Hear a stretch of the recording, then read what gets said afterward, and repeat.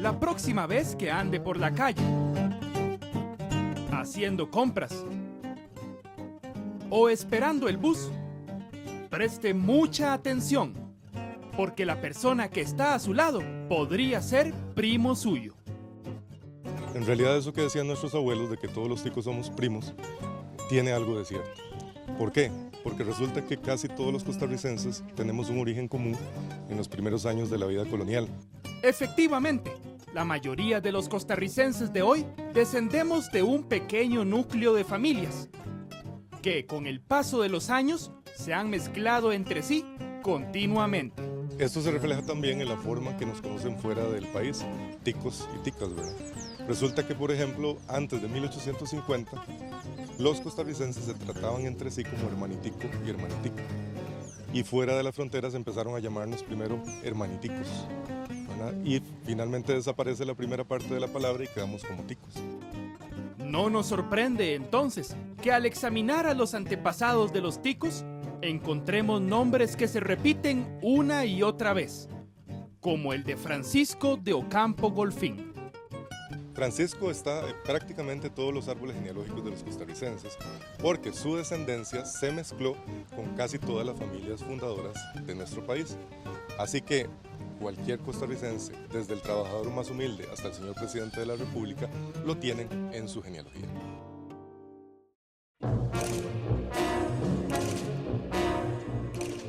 Francisco de Ocampo Golfín era español.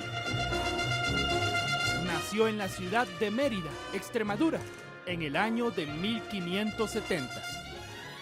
Francisco era el tercer hijo de una familia de la clase alta en Mérida.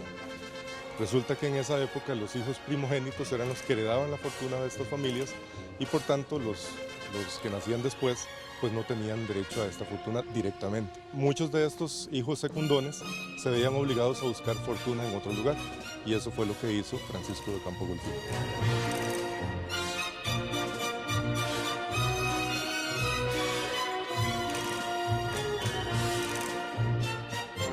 La llegada de Francisco causó gran revuelo en Cartago.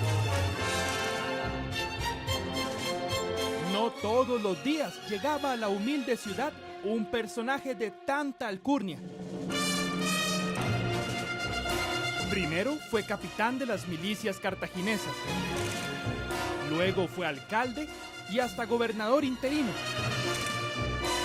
Pero el puesto que le dio más prestigio fue el de encomendero del pueblo indígena de Curridabat. Ahí, Francisco tenía a su cargo a cientos de indígenas.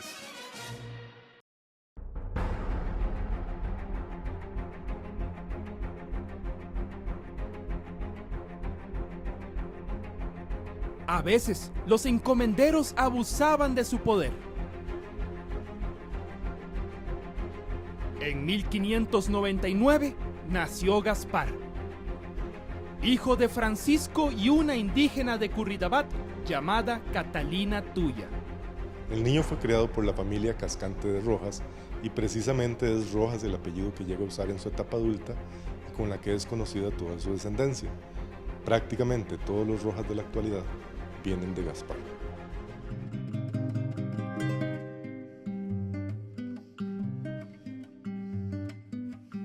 Por esa misma época, Francisco se casó con Inés de Benavides Solano, hija de uno de los conquistadores españoles más exitosos, Juan Solano. Así Francisco e Inés establecieron una de las familias más importantes de fines del siglo XVI y principios del XVII y que estaría mucho tiempo representado en la élite cartaginesa. La pareja tuvo 6 hijos y todos usaron apellidos diferentes, como era costumbre. Vemos que Francisco de Ocampo Golfín fue hijo de Alonso de Sandoval. Sin embargo, él no tomó el apellido de su padre, sino el de su abuelo paterno, Diego de Ocampo. Sus hijos combinaron estos apellidos. Por ejemplo, José de Sandoval y Ocampo usa el apellido del abuelo paterno y usa también el Ocampo, que era el del padre. El segundo hijo, Alonso de Sandoval, usa el mismo nombre y apellido que su abuelo paterno. María de Sandoval usa el apellido del abuelo paterno, pero a la vez es el nombre de la bisabuela. De 4 de estos 6 hijos que vimos, quedó amplia descendencia hasta el presente. Del primogénito, José de Sandoval y Ocampo, descienden la mayoría de los Sandoval de hoy. María de Sandoval se casó con Juan de Echavarría Navarro y fundaron la familia Echeverría. Inés de Benavides se casó con Antonio Rodríguez y son antepasados de todos los Moya de Costa Rica. Y de Diego de Ocampo Figueroa, posiblemente descienden algunos Ocampo que después pasaron a ser Campos. Los apellidos Ocampo y Campos son diferentes. Sin embargo, en Costa Rica pasó una situación de analogía o confusión y se refiere a que los Ocampo empezaron a ser llamados Campos a partir del siglo XVIII. Por tanto, muchos Campos de hoy en realidad en su origen eran Ocampo.